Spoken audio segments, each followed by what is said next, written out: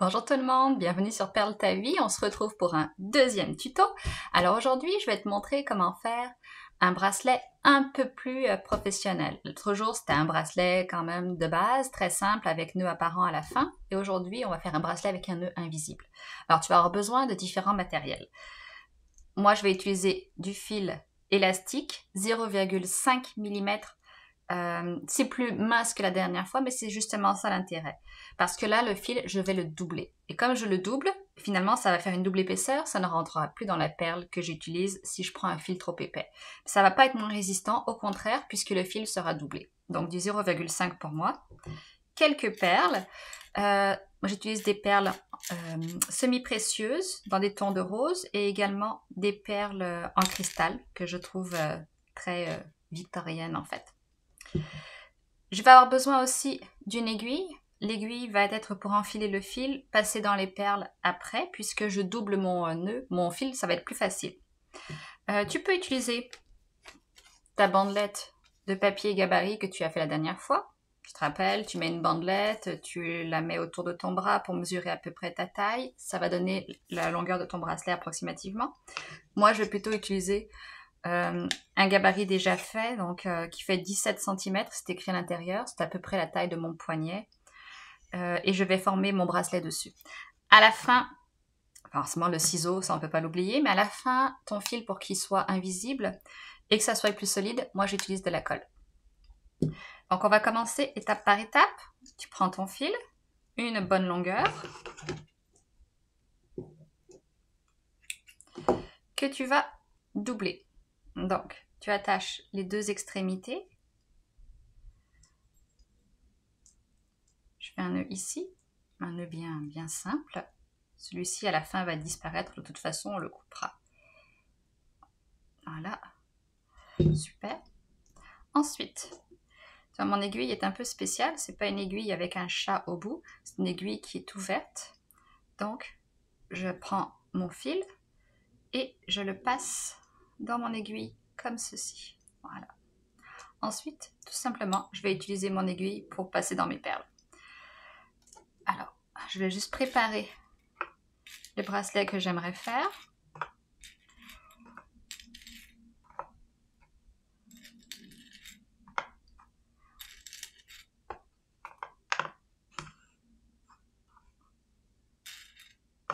On va voir ce que ça donne à la fin.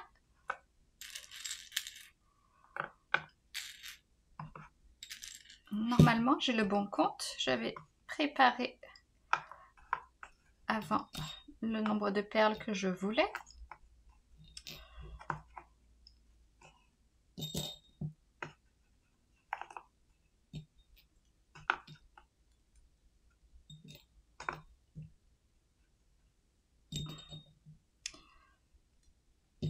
Et bien, ça a l'air que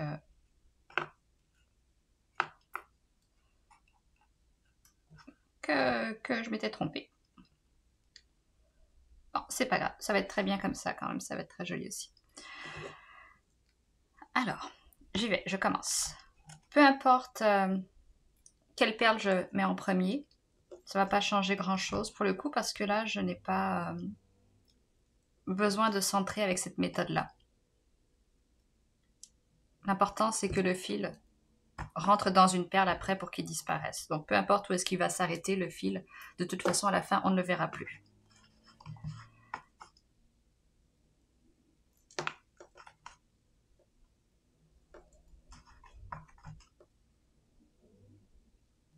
C'est également plus facile avec la perle de passer, avec l'aiguille de passer dans les perles. Par contre, l'épaisseur du fil, vu qu'il est doublé, au niveau du chat ici, avec l'épaisseur de l'aiguille, ça fait des fois que les perles n'arrivent pas à rentrer. Donc c'est important de choisir le bon trou de perles pour la bonne épaisseur de fil. Ça, ce sont souvent des essais-erreurs, c'est pas bien grave. C'est comme ça qu'on apprend également.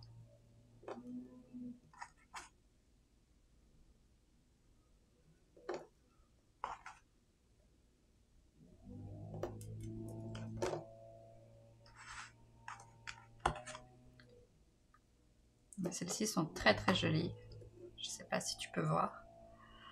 Certainement pas vraiment à quel point elles sont belles, mais elles sont très brillantes.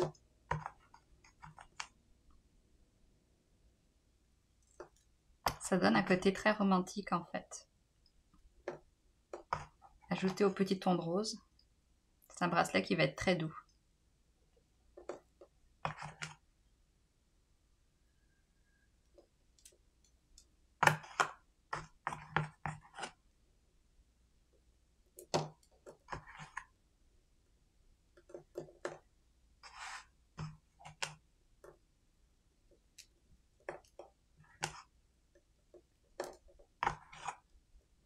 C'est bientôt fini.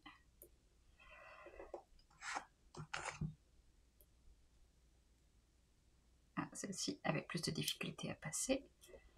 Quand une perle résiste au niveau du chat de l'aiguille ici, si ça résiste beaucoup et que tu tires vraiment fort pour la passer, tu pourrais casser ton fil. Donc si elle résiste et qu'elle ne veut pas passer, elle ne veut pas passer. Tu changes de perle tout simplement.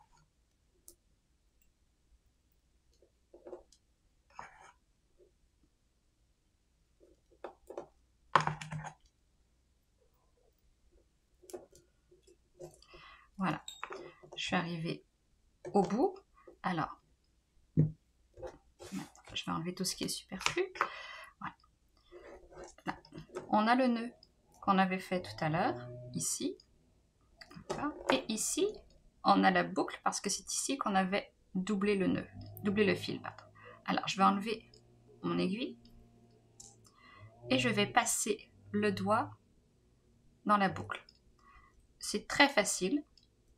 Il faut simplement aller faire glisser les perles pour qu'elles se rendent jusqu'à la boucle. D'accord. Voilà, elles sont rendues jusqu'à la boucle. Et le nœud de l'autre extrémité, je viens le couper. Parfait. Donc maintenant, ici, ça m'a libéré le fil qui était doublé. Donc j'ai deux fils. Je vais en prendre un des deux et je vais le passer dans la boucle. Voilà, je l'ai passé dans la boucle. Donc tu peux voir ici qu'il y a un des deux fils qui est passé dans la boucle. Maintenant, bêtise, je l'ai lâché. Bon, je repasse un des deux fils dans la boucle. Très bien. Et maintenant, il va falloir que je vienne serrer. Mais donc il faut que je ramène toutes mes perles le plus proche possible de la boucle, ce que j'avais fait tantôt. Mais à la fin, il faut les rapprocher encore pour que tu puisses faire ton nœud. Donc, voilà, c'est pas mal du tout. Alors, méthode, on fait 3 nœuds simples.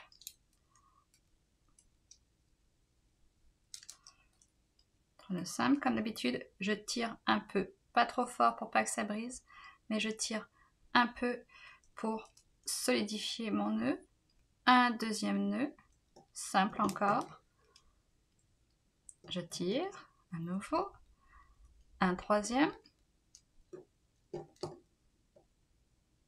Et là, je vais faire des nœuds. Il y a des gens qui appellent ça un nœud chirurgien. Honnêtement, je ne pourrais pas vous dire si c'est vraiment le nœud qu'on nomme vraiment comme ça, mais je vais faire un nœud simple, sauf que je vais repasser le fil une deuxième fois dedans. Et je tire encore, et je vais le faire une dernière fois. Donc ce nœud double. Je sors le fil et je repasse une deuxième fois le fil dedans. Voilà. Là, on voit que j'ai mon nœud. Je vais couper le fil qui dépasse.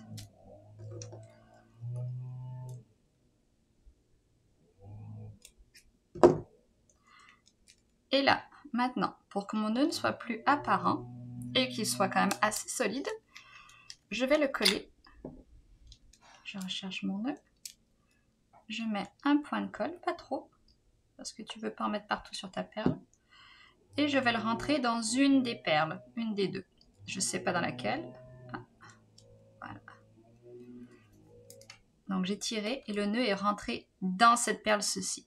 De cette manière, j'ai un bracelet sans nœud apparent qui a été doublé, donc qui est résistant, plus résistant à la cassure, et avec un fini beaucoup plus professionnel qu'avec un nœud apparent. Et voilà. Alors c'est tout, c'est fait pour aujourd'hui. Merci beaucoup, on se retrouve dans un prochain tuto où on regardera comment faire un bracelet en fil mémoire. Merci de m'avoir suivi et à bientôt. Bye!